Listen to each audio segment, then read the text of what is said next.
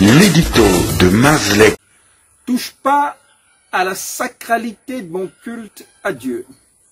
Telle a été la levée de bouclier des chrétiens du Gabon le 1er novembre 2020 à la faveur de la réouverture des églises après près de 4 mois de fermeture due à la riposte au coronavirus.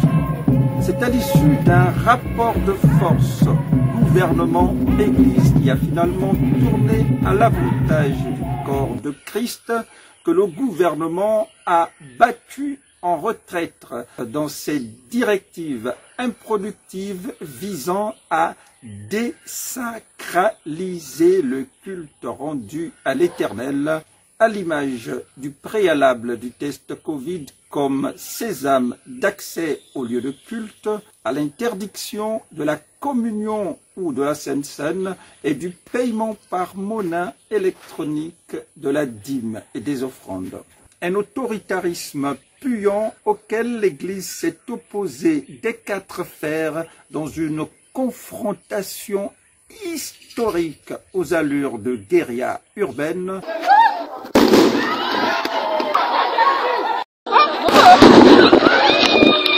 C'était le 25 novembre 2020. Après avoir rendu à Dieu ce qui est à Dieu, l'Église a par ailleurs tenu à rendre à César ce qui est à César, en accédant sous condition des discussions qui se poursuivent à la limitation à 30 du nombre de personnes participant à l'Eucharistie, tout en disposant des mesures barrières à l'entrée des lieux du culte. La satisfaction endémitante du président de l'Église évangélique du Gabon dans la foulée de la reprise du chemin de l'Église. Notre satisfaction est partielle. Pourquoi? Parce que nous aurions voulu avoir un plus grand nombre de fidèles au culte. Mais malheureusement, nous sommes réduits à 30. Les explications scientifiques des 2 ministres disent que si la tendance baissière continue, alors le nombre sera vu en hausse. Donc nous sommes là, nous attendons.